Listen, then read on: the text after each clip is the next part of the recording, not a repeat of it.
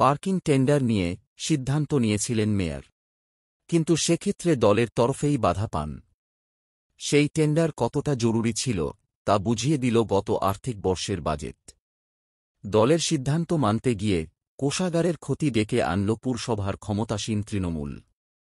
দলের মধ্যে বাধা ছিল, কিন্তু তারপরেও শহরের বুকে পার্কিং লট টেন্ডার করার সিদ্ধান্ত নিয়েছিলেন মেয়র ফিরহাদ হাকিম। সেই সিদ্ধান্তের পরেই দলের second in command Abhishek Bandyopadhyay এবং দলীয় সুপ্রিমো মমতা বন্দ্যোপাধ্যায়ের সঙ্গে মতানৈক্য দেখা দেয় মেয়রের। দলের মুখপাত্র কুণাল ঘোষ সরাসরি মুখ খোলেন ফিরহাদ হাকিমের বিরুদ্ধে। মেয়র যাবতীয় সিদ্ধান্ত থেকে সরে আসেন। কিন্তু পার্কিং লট টেন্ডার না করতে পারায় কলকাতা পুরসভার কোষাগারের ক্ষতি হবে বলে ঘনিষ্ঠ মহলে ক্ষোভ প্রকাশ করেছিলেন মেয়র। শনিবার যখন কলকাতা পুরসভার ২০২৪ এবং ২৫ অর্থবর্ষের বাজেট পেশ হল, তখন দেখা গেল গত ২০২৪ এবং ২৫ অর্থবর্ষে রাজস্ব আদায়ের যে লক্ষ্যমাত্রা রাখা হয়েছিল তার থেকে ৬৭০ কোটি টাকা কম হয়েছে। বেশ কয়েকটি বিভাগ রাজস্ব আদায় করতে ব্যর্থ হয়েছে বলে এই বিপুল পরিমাণ টাকা মোট রাজস্ব আদায়ের কম আদায় হওয়ার পিছনে রয়েছে বলে স্বীকার করে নেন মেয়র। কার্যত ব্যর্থতা স্বীকার করে নিয়েছেন মেয়র।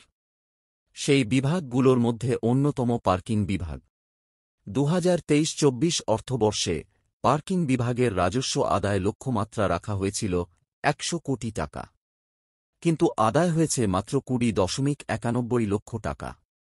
অর্থাৎ কলকাতা পুরসভার বিভিন্ন বিভাগের কারণে যে রাজস্ব আদায়ের ক্ষতি হয়েছে তার মধ্যে অন্যতম হচ্ছে পার্কিং বিভাগ। মেয়র চেয়েছিলেন কোষাগারে রাজস্ব আদায় যথোপযুক্ত রাখতে পার্কিং লটের টেন্ডার চালু হোক, কিন্তু দল করতে দেয়নি, যে কারণে ২০২৩-২৪ অর্থবর্ষের রাজস্ব আদায় ধাক্কা খেল। এমনকি একই জিনিস দেখা গেল বিজ্ঞাপন বিভাগের ক্ষেত্রেও।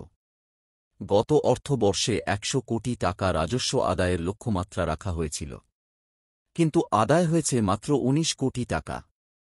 কারণ আজ পর্যন্ত বিজ্ঞাপন বিভাগ শহরে বিজ্ঞাপনী হোর্ডিং বোর্ড সংক্রান্ত পলিসি তৈরি করতে পারল না।